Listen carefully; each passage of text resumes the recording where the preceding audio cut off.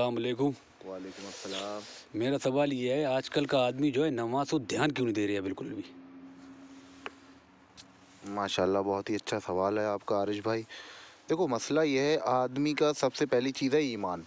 اسے یہ پتہ ہی نہیں ہے کہ اس کو اللہ نے بنایا ہے، اور پتہ بھی ہے تو اسے یقین نہیں ہے کہ ہمیں اللہ نے بنایا ہے۔ جو پہلے کے جو بت پرست لوگ ہوتے تھے انہیں یہ چیز نہیں تھی، وہی جو ہے آج کے انسان کے اندر اسے پتہ ہی نہیں ہے کہ اسے اللہ نے بنایا ہے۔ اور جس دن اسے یہ پتہ ہوگا کہ اسے اللہ نے بنایا ہے تو اسے اس بات پہ بھی یقین ہو جائے گا کہ اللہ اگر چاہتا تو ہمارے دماغ میں ایسا اسکرو فٹ کر دیتا کہ ہم سجدے سے ہی نہیں اٹھتے، لیکن اللہ نے کیا کرا، صرف ہمارے حضور پاک کی وجہ سے ہمیں آزاد چھوڑا ہے، بالکل آزاد چھوڑا ہے۔ تمہارے ہاتھ میں فیصلے دیے ہیں، تمہیں جو کرنا ہے کرو، جو بھی کرنا ہے، جو کرو گے وہ بھرو گے، لیکن کیا ہے بالکل ہی ایسے چھوڑا ہے کہ مطلب تمہیں کسی کو گالی دینا گالی دو، کسی کو گالی نہیں دینا مت دو، تمہارے اوپر کوئی کچھ نہیں ہوگا، ٹھیک ہے۔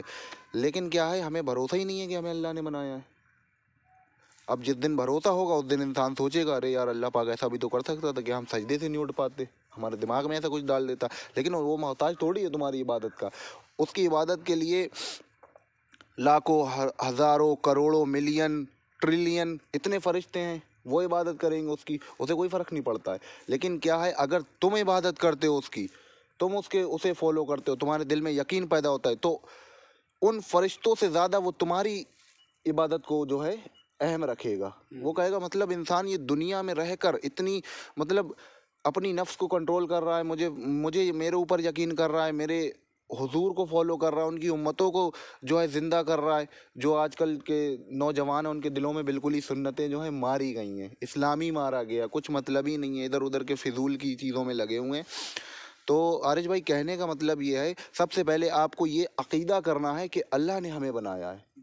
جس دن یہ عقیدہ ہوگا اس دن ہی تم خود ہی، تمہیں کوئی بھی روکے نہیں روکو گے، تمہارے ماں باپ، بھائی بہن، دوست یار، کوئی بھی ایسا امپورٹنٹ کام تمہیں نہیں روک سکتا ہے کہ تم نماز نہ پڑھو۔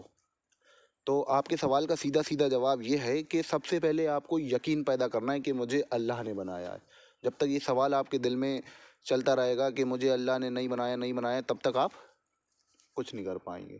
اور پھر سوال تو چھوڑیے، انسان سوچتا ہی نہیں ہے، صحیح بات۔ لیکن آپ نے یہ سوال کرا ہے تو الحمدللہ مجھے ایسا لگتا ہے کہ آپ جو ہیں صحیح ٹریک پر آ رہے ہیں، اور ڈیلی مجھ سے ایک سوال کر رہے ہیں۔ ایسی میرا کوئی بھائی ہے جو سوال کرنا چاہتا ہے، وہ مجھ سے کمنٹس میں کر سکتا ہے سوال، یا میرے پاس آ کے بیٹھ کے مجھ سے سوال پوچھ سکتا ہے، اور میں اسی طریقے سے آپ اس کی اور اپنی بات کو اس ویڈیو کے ذریعے عوام تک پہنچا سکتا ہوں۔ لیکن میرا کہنے کا مطلب یہ ہے کہ بھلے ہی میری ویڈیو لائک کرو مت کرو کوئی دقت نہیں ہے، لیکن جو میں میسج دے رہا ہوں اس کو اپنے اندر ضرور اسٹور کرو، اس کو سمجھو، بس وہ سمجھ لیا میرا کام ہو گیا، آپ کا کام ہو گیا۔ اس کے آگے مجھے کچھ نہیں چاہیے، بس جو میں بول رہا ہوں اس کو ایک بار آبزرو کر کے دیکھو، اگر اس سے تمہارا نقصان ہوتا ہے تو مجھے بتاؤ، الحمدللہ فائدہ ہی ہوگا۔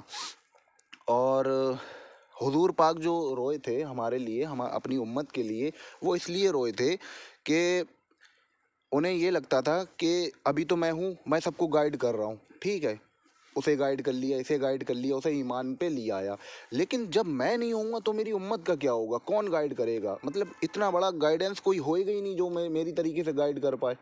تو اس لیے وہ اللہ سے کہتے تھے یا اللہ بس میری امت پہ رحم فرمانا، میری امت پہ کرم کرنا اپنا کہ وہ غلط راستے پہ نہ جائے، اسی لیے وہ روئے تھے۔ تو وہی کرم ہے اپنے اوپر کہ ہم پھر بھی غلط راستوں پہ نہیں ہیں، اتنا نہیں ہے جتنا کہ ادر لوگ ہیں، ہم اس طریقے سے ان راستوں پہ نہیں ہیں، لیکن کیا ہے بس تھوڑا سا دھیان دینا ہے، الحمدللہ سب کچھ ٹھیک ہو جائے گا۔ اور نماز تو فرض ہے بھائی، بالکل۔